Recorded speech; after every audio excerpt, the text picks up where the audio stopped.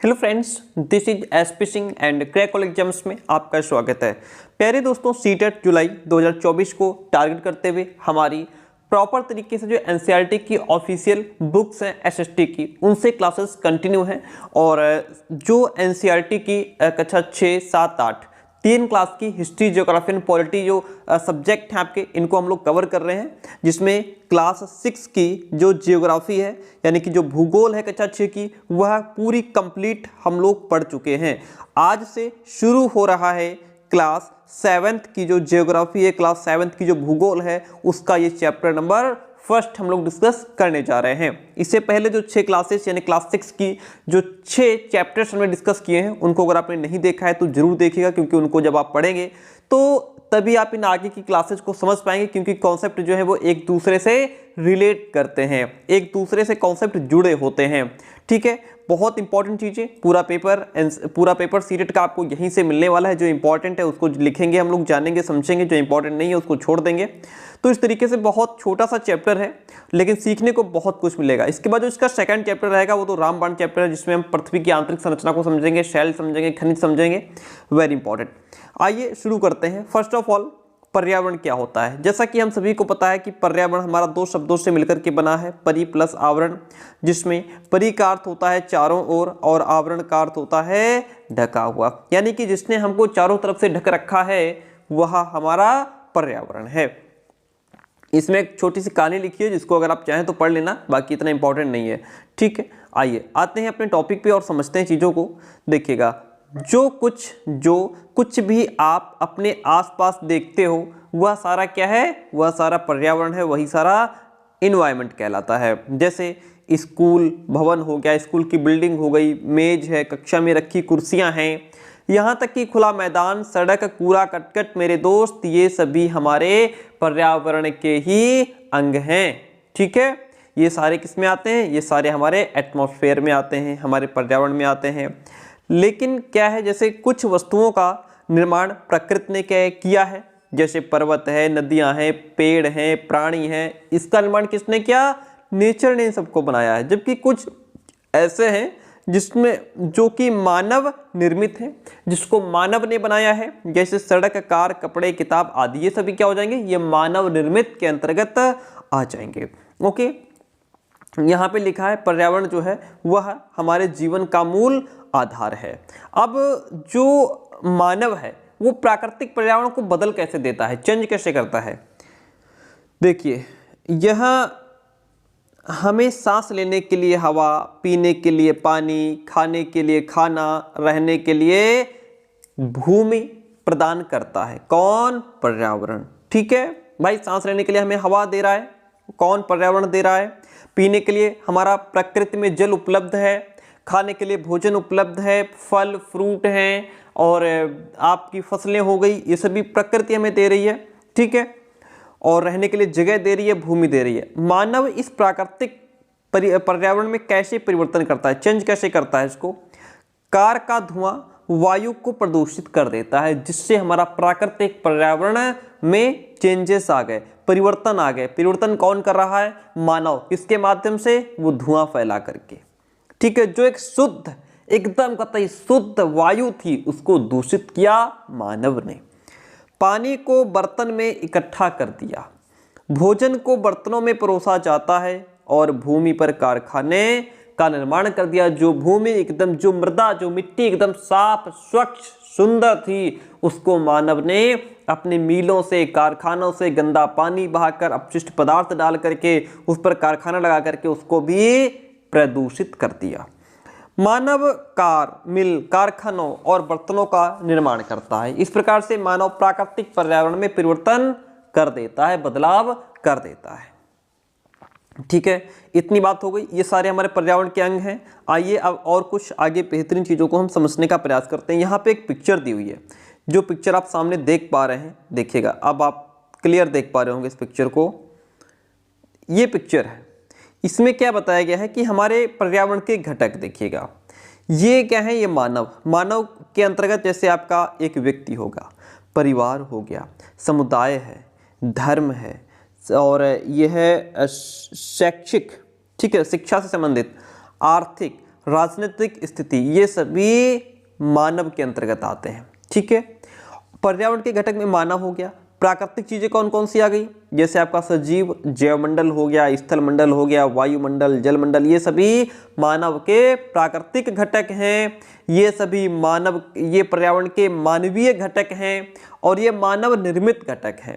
मानव निर्मित घटक में जैसे जिसको मानव ने बनाया है, इमारतें हैं, पार्क है, पुल, सड़क, स्मारक, उद्योग, ये सभी मानव निर्मित पर्यावरण के घटक हैं। अभी हम लास्ट में आज इस क्लास में क्वेश्चंस जो दिए गए हैं इसके, वो भी पुटअप करेंगे, आपको आंसर देना होगा, ठीक से समझिएगा। तो आप चीज़ों को समझ गए। ठीक है, ये मानवीय घटक हैं जो आप देख पा रहे हैं, और ये प्राकृतिक घटक हैं इधर वाले, ये सारे मानव निर्मित घटक हैं। इतनी बात क्लियर होती है। अब हम आगे बढ़ते हैं। यहाँ पे पॉइंट कहता है, देखिएगा, हम प्राकृतिक वातावरण में परिवर्तन करते हैं और कभी कभी उसे नष्ट भी कर देते हैं, अपने फायदे के लिए उसे नष्ट कर देते हैं। ठीक है, जैसे अब क्या था कि पहले बहुत सारे बाग हुआ करते थे, गार्डन हुआ करते थे, बाग, आम के बड़े बड़े बाग हुआ करते थे। आज वो नहीं है। गांव वाले लोग समझते हैं इस चीज़ को, क्योंकि मानव की आवश्यकताएं बढ़ी, उसको और ज़्यादा ज़मीन की आवश्यकता थी, और ज़्यादा फसल उगाने की आवश्यकता थी, बाग काट करके उसने खेती बना ली। तो ये क्या था, जो प्राकृतिक चीज़ें थी उसको आज मानव ने नष्ट कर दिया। ठीक है, बदलाव तो करता ही है, नष्ट भी कर देता है। किसी भी जीवित प्राणी के चारों ओर पाए जाने वाले लोग, स्थान, वस्तुएं एवं प्रकृति को पर्यावरण कहते हैं। यह लिख लीजिए इसको, अगर चाहे लिखना चाहें आप, याद रहे तो कोई बात नहीं। यह प्राकृतिक एवं मानव निर्मित परिघटनाओं का मिश्रण जो पर्यावरण है, इसमें प्राकृतिक चीज़ें तो आती ही हैं, मानव निर्मित चीज़ें भी इसमें इंक्लूड होती हैं, जिसको मानव ने बनाया है, चाहे वो स्कूल, बिल्डिंग हो, कारखाना हो, सड़कें हों, इमारतें हों। प्राकृतिक पर्यावरण में पृथ्वी पर पाई जाने वाली जीवीय एवं अजीवीय दोनों परिस्थितियां सम्मिलित होती हैं। जीवी अजीवी क्या है, सजीव प्राणियों का संसार, जैसे पादप एवं जंतु, जिसमें सजीव प्राणी आते हैं। पादप का मतलब पेड़ पौधे आ गए, जंतु में आपके जीव आ गए। अजीवी यानी निर्जीव पदार्थों का संसार, जिसमें जैसे कि स्थल हो गया, बिल्डिंग्स हो गई, इमारतें हो गई, सड़कें हो गई, जिसमें जीवन नहीं है। इतनी बात क्लियर होती है तो हम आगे बढ़ जाते हैं। यहाँ पे देखिएगा लिखा हुआ है, देखिए यहाँ से हम लोग पढ़ रहे थे कि जैसे प्राकृतिक पर्यावरण में पृथ्वी पर पाई जाने वाली जीवी और अजीवी दोनों परिस्थितियां सम्मिलित होती हैं। ठीक है, जबकि मानव पर्यावरण में मानव की पारस्परिक क्रियाएं, उनकी गतिविधियां एवं उनके द्वारा बनाई गई रचनाएं सम्मिलित होती हैं। किसमें, मानव पर्यावरण में। बात क्लियर हो गई। ठीक है, ये पर्यावरण शब्द जो है हमारा, पर्यावरण यानी इन्वायरमेंट शब्द की जो उत्पत्ति है, पर्यावरण को इंग्लिश में इन्वायरमेंट कहते हैं। इन्वायरमेंट शब्द की उत्पत्ति फ्रेंच शब्द इन्वायरोनेर या एनवायरोनेर से हुई है, जिसका अर्थ होता है पड़ोस। क्या होता है, पड़ोस। याद रखिएगा इस चीज को। ठीक है, प्राकृतिक पर्यावरण को हम लोग समझते हैं यहाँ से। भूमि, जल, वायु, पेड़ पौधे एवं जीव जंतु मिलकर के प्राकृतिक पर्यावरण बनाते हैं। स्थल मंडल, जल मंडल, वायु मंडल एवं जैव मंडल से आप पहले से ही परिचित होंगे। बिल्कुल जी, हम परिचित हैं। पिछले वाला जो चैप्टर था, इसमें क्लास 6 की जो ज्योग्राफी हम लोग पढ़ रहे थे, उसके लास्ट के जो चैप्टर्स थे उसमें इनको समझाया था, इनको पढ़ा था हम लोगों ने, स्थल मंडल, जल मंडल, वायुमंडल, जैव मंडल को। ठीक है, नहीं देखा है तो क्लास देखिएगा। आइए अब हम इनके संबंध में कुछ और चीजें समझते हैं। पृथ्वी की ठोस परपटी या कठोर ऊपर की जो परत है, जिस पे हम लोग रहते हैं, जिस पे बिल्डिंग बनाते हैं, स्कूल बनाते हैं, उसे स्थल मंडल कहते हैं। ठीक है, आई बात समझ में, क्योंकि ये ठोस परत होती है, कठोर होती है। ठीक है, यह चट्टानों एवं खनिजों से बना होता है एवं मिट्टी की पतली परत से ढका होता है। ये पहाड़, पठार, मैदान, घाटी आदि जैसी विभिन्न स्थल आकृतियों वाला विषम धरातल होता है। ये स्थल आकृतियां महाद्वीपों के अलावा महासागर की सतह पर भी पाई। ये जो स्थल की आकृतियां हैं ये महाद्वीप में तो पाई जाती हैं, इसके अलावा महासागर की जो सतह होती है उस पर भी पाई जाती है। इतनी बात क्लियर होती है? Very good. आगे समझते हैं। स्थलमंडल वो क्षेत्र है जो हमें वन, कृषि एवं मानव बस्तियों के लिए भूमि, पशुओं को चरने के लिए घास स्थल प्रदान करता है। भाई स्थलमंडल ही तो है जहाँ वन है, कृषि होती है, मानव की बस्ती है, भूमि है, पशुओं को चरने के लिए घास मैदान है। ये खनिज संपदा का भी एक स्रोत है। कौन? स्थलमंडल। ठीक है, इतनी बात क्लियर हो गई। अब एक पिक्चर आपके सामने है, इस पिक्चर को समझिए। ये क्या है? पूरा एटमॉस्फेयर। इसमें क्या है? ये जलमंडल हो गया। जहाँ पे जो जहाँ जल पाया जाता है उसे जलमंडल कहते हैं। जिस पर बस्ती है, खेती हो रही है, बस जा रही है, सड़क बनी हुई है, ये स्थलमंडल हो गया। जो वायु वाला क्षेत्र है, जहाँ प्लेन उड़ते हैं ऊपर वाला हिस्सा, उसे वायुमंडल कहते हैं। लेकिन जैव मंडल में ये सब चीज़ें आ जाती हैं, चाहे मानव की बस्ती हो, जल हो, सड़क हो, पर्वत हो, वायु, सब चीज़ें मिलकर के जैव मंडल बना देती हैं। आगे आइए और चीज़ों को समझिए। देखिएगा क्या लिखा हुआ है।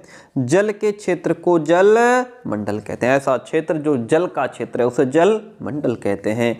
यह जल के विभिन्न स्रोतों जैसे नदी, झील, समुद्र, महासागर आदि जैसे विभिन्न जलाशयों से मिलकर के बनता है। यह सभी प्राणियों के लिए आवश्यक है। कौन? जलमंडल। पृथ्वी के चारों ओर फैली वायु की पतली परत को वायुमंडल कहते हैं। पृथ्वी के चारों ओर जो फैली वायु की पतली परत है उसको वायुमंडल कहते हैं। पृथ्वी का गुरुत्वाकर्षण बल अपने चारों ओर के वायुमंडल को थामे रखता है। पृथ्वी का जो गुरुत्वाकर्षण बल है ना, ये अपने चारों ओर के वायुमंडल को थाम करके रखता है। यानी कि इसीलिए तो सभी चीज़ें क्या हैं? अपनी जगह पे स्थिर हैं। हम भी पृथ्वी पर चल पाते हैं तो ग्रेविटेशन फोर्स की वजह से, नहीं तो हम भी धड़ाम से गिर पड़े पृथ्वी पर। ठीक है, हम किसी भी चीज़ को कितनी भी तेजी से ऊपर फेंक दें, लौट करके आती जमीन पर ही है। ड्यू टू ग्रेविटेशन फोर्स, गुरुत्वाकर्षण बल के कारण ये सब चीज़ें होती हैं। यह सूर्य की झुलसाने वाली गर्मी एवं हानिकारक किरणों से हमारी रक्षा करती है। कौन? गुरुत्वाकर्षण बल? नहीं सर, वायुमंडल। कौन? वायुमंडल ही है जो सूर्य की झुलसाने वाली गर्मी, हानिकारक किरणों से हमारी रक्षा करता है। इसमें क्या है? इसमें कई प्रकार की गैस, धूल कण एवं जलवाष्प उपस्थित रहते हैं। वायुमंडल, ठीक है।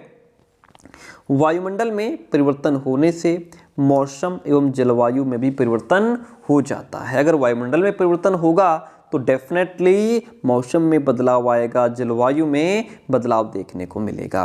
पादप एवं जीव जंतु, पेड़ पौधे और जीव जंतु मिलकर के जैव मंडल या सजीव संसार का निर्माण करते हैं। यह पृथ्वी का वह संकीर्ण क्षेत्र है। कौन? जैवमंडल। जैवमंडल पृथ्वी का वह संकीर्ण क्षेत्र है जहाँ स्थल, जल एवं वायु मिलकर जीवन को संभव बनाते हैं। ठीक है, अब यहाँ पे एक चीज़ लिखी हुई है, पारितंत्र क्या होता है। ये यहाँ पे इंपॉर्टेंट नहीं है पढ़ना, हम लोग यहाँ से पढ़ेंगे। पारितंत्र क्या होता है? वह तंत्र जिसमें समस्त जीवधारी आपस में एक दूसरे के साथ और पर्यावरण के उन भौतिक एवं रासायनिक कारकों के साथ परस्पर क्रिया करते हैं जिसमें वे निवास करते हैं। ये सब ऊर्जा और पदार्थ के स्थानांतरण के द्वारा आपस में जुड़े हुए हैं, यानी कि रिलेट करते हैं। फिर से इसको पढ़िए। वह तंत्र जिसमें सभी जीवधारी आपस में एक दूसरे के साथ, सभी जीवधारी आपस में एक दूसरे के साथ और पर्यावरण के जो भौतिक और रासायनिक कारक हैं उनके साथ आप परस्पर क्रिया करते हैं, अपने साथ प्लस जो एटमॉस्फेयर में चीज़ें उपलब्ध हैं उनके साथ क्रिया करते हैं जहाँ वे रहते हैं। ये सब ऊर्जा और पदार्थ के स्थानांतरण के द्वारा ही पॉसिबल हो पाता है। ठीक है, तो यहाँ तक बात हो गई। अब यहाँ पे थोड़ा सा कंटेंट बचा है, इसको हम पढ़ लेते हैं फिर आगे बढ़ेंगे।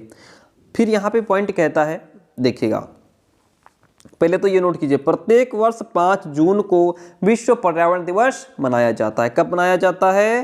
प्रत्येक वर्ष 5 जून को हम क्या मनाते हैं? विश्व पर्यावरण दिवस। ओके, इतनी बात क्लियर हो गई। देखिए, सभी पेड़ पौधे, जीव जंतु एवं मानव मानव अपने आसपास के पर्यावरण पर डिपेंड करता है या डिपेंड रहता है, आश्रित रहता है। ठीक है, ओके, इतनी बात क्लियर हो गई। प्रायः एक दूसरे पर भी आश्रित रहते हैं, एक दूसरे पर भी डिपेंड रहते हैं। जीवधारियों का आपसी एवं अपने आसपास के पर्यावरण के बीच का संबंध ही पारितंत्र का निर्माण करता है। अधिक वर्षा वाले वन, घास स्थल, रेगिस्तान, पर्वत, झील, नदी, महासागर एवं छोटे से ताल का भी एक पारितंत्र हो सकता है। ओके, बिल्कुल, डेफिनेटली, व्हाई नॉट, क्यों नहीं हो सकता। अब यहाँ पे एक पॉइंट दिया है, वस्तु विनिमय पद्धति क्या होती है। देखिए, वस्तु विनिमय पद्धति क्या होती है, यह वस्तुओं की अदला बदली का व्यापार है जिसमें धन का प्रयोग नहीं होता।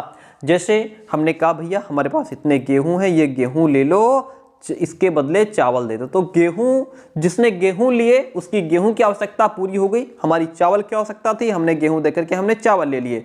ये वस्तु विनिमय पद्धति हो गई। इसमें ना हमारा एक पैसा लगा ना इसका एक पैसा लगा। ठीक है, और हमारी आवश्यकता की भी पूरी हो गई, पूर्ति हो गई, और उसकी जो गेहूं की आवश्यकता थी वो भी पूर्ति हो गई। तो ये हो गया वस्तु विनिमय पद्धति, वस्तुओं की अदला बदली। ठीक है, जिसको जैसी जरूरत होती थी वो चीजों को बदल लेते थे, इसको वस्तु विनिमय पद्धति कहा गया। आई बात समझ में। ठीक है, आगे बढ़ते हैं, मानवीय पर्यावरण की बात कर लेते हैं। यहाँ पे थोड़ी सी, मानव अपने पर्यावरण के साथ पारस्परिक क्रिया करता है और उसमें अपनी आवश्यकता के अनुसार परिवर्तन भी करता है। जैसे भाई जो पर्यावरण है उसके साथ क्रिया तो करता ही है, लेकिन जरूरत पड़ने पर उसमें परिवर्तन भी कर देता है, चेंजेस भी कर देता है।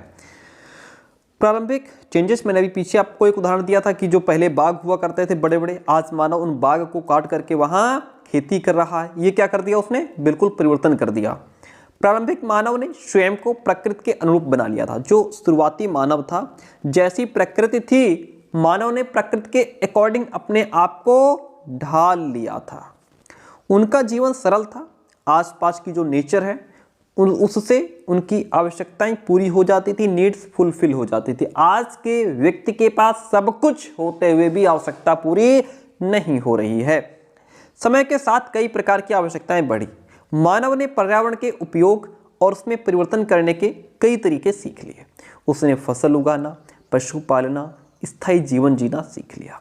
पहिए का आविष्कार हुआ, जैसे क्रांति आ गई। आवश्यकता से अधिक धन उपजाया गया। वस्तु विनिमय पद्धति का विकास हुआ, है ना भैया, ये चीज़ ले लो, दाल ले लो, हमें वो जो है दूसरी दाल दे दो, है ना, मसूर ले लो, उड़द दे दो, ये सब चीज़ें चलने लगी। व्यापार आरंभ हुआ एवं वाणिज्य का विकास हुआ। औद्योगिक क्रांति से बड़े पैमाने पर उत्पादन प्रारंभ हो गया। परिवहन तेज गति से प्रारंभ हुआ। सूचना क्रांति से पूरे विश्व में संचार सहज और द्रुत हो गया। क्या आप जानते हैं कि आप, अब यहाँ पे इंपॉर्टेंट नहीं है, कुछ नहीं पढ़ने वाला है, ठीक है। और यहाँ पे ये कह रहा है कि मानव को क्या है, मानव को पर्यावरण के साथ समरसता से रहने एवं उसका उपयोग सीखना चाहिए कि हम कैसे पर्यावरण के साथ रह सकते हैं ताकि पर्यावरण भी बना रहे और हमारा अस्तित्व भी बना रहे। पर्यावरण है तो हम हैं। चैप्टर तो कंप्लीट होता है, लेकिन कुछ क्वेश्चंस हैं, आइए इन क्वेश्चंस को आज डिस्कस करते हैं। आप में से कई सारे विद्यार्थी कहते हैं कि सर क्वेश्चन डिस्कस कर लिया कीजिए, तो बिल्कुल डेफिनेटली करेंगे। यहाँ पे क्वेश्चन कहता है कि इनमें से कौन सा प्राकृतिक परितंत्र नहीं है, आंसर दीजिए। और अभी तक अगर आप चैनल पर नए हो तो सब्सक्राइब जरूर कीजिएगा। वीडियो कैसा रहा ये आप कमेंट करके ज़रूर बताएंगे, ठीक है, क्योंकि आपका लाइक, आपका कमेंट हमें बहुत मोटिवेट करता है। देखिएगा, अब क्लासेस जो आपकी हैं, जो 2 बजे और 9 बजे जो क्लास होती है, ये कभी भी अब छुट्टी नहीं होगी, कंटिन्यू आपको क्लासेस मिल जाएंगी 2 बजे और 9 बजे। इनमें से कौन प्राकृतिक परितंत्र नहीं है, तो मरुस्थल तो प्राकृतिक है, वन प्राकृतिक है, लेकिन जो ताल है ये प्राकृतिक परितंत्र नहीं है, क्योंकि जो ताल यानी कि जो तालाब है इसको मानव ने बनाया है, इसलिए ऑप्शन नंबर 2 आपका राइट हो जाएगा। इनमें से कौन सा मानवीय पर्यावरण का घटक नहीं है, धर्म मानवीय पर्यावरण का घटक है, जैसे अभी हम ऊपर पढ़ रहे थे। समुदाय क्या है, मानवीय पर्यावरण का घटक है, लेकिन जो स्थल है ये प्राकृतिक है। इनमें से कौन सा मानव निर्मित पर्यावरण है जिसको मानव ने बनाया है, पहाड़ मानव ने बनाए हैं, जी नहीं। समुद्र मानव ने बनाया है, जी नहीं। सड़कें मानव ने बनाई हैं, इसलिए option number 3 is the right one over here. Next question is, इनमें से कौन सा पर्यावरण के लिए खतरा है, पेड़ों पौधों की वृद्धि नहीं, बिल्कुल नहीं। फसल की वृद्धि नहीं, जनसंख्या की वृद्धि एक अभिशाप है, ये पर्यावरण के लिए खतरा है। जनसंख्या बढ़ी है तभी तो आज वन नष्ट हो गए, जंगल नष्ट हो रहे हैं और समस्याएं बढ़ती जा रही हैं, प्रदूषण बढ़ता जा रहा है। चलिए यहाँ पे ये हमें क्या करना है, इसको मैच करना है, मिलाना है। देखिएगा, आइए मिलाते हैं। पहला है जैवमंडल। जैवमंडल किसके साथ मिलेगा? देखिए, जैवमंडल हमारा जाएगा, हाँ, वह संकीर्ण क्षेत्र जहाँ स्थल, जल एवं वायु पारस्परिक क्रिया करते हैं उसे जैवमंडल कहते हैं। का को मिला दो 5 से, का को मिला दो 5 से। वायुमंडल किसे कहते हैं भैया? पृथ्वी को घेरने वाली वायु की चादर वायु मंडल कहलाती है। जलमंडल किसको कहते हैं? जलीय क्षेत्र को जलमंडल कहते हैं। पर्यावरण क्या है? हमारे आसपास का क्षेत्र पर्यावरण कहलाता है। ठीक है, इतनी बात क्लियर हो गई। अच्छा, ये लिखा है जीवों एवं उनके परिवेश के बीच संबंध। अगर यहाँ पे ऑप्शन परितंत्र होता, अगर यहाँ पे ऑप्शन परितंत्र होता तो ये ऑप्शन परितंत्र के साथ में चला जाता। पृथ्वी का गुरुत्वाकर्षण बल सभी चीज़ों को आपस में बांध करके रखता है, जोड़ करके रखता है ना। इसी की वजह से चीज़ें अपनी जगह पर स्थिर हैं। इस तरीके से चैप्टर हमारा कवर होता है। क्लास कैसे रही कमेंट करके जरूर बताइएगा, और इसके बाद जो नेक्स्ट क्लास रहेगी वो 9 बजे आपको मिलेगी।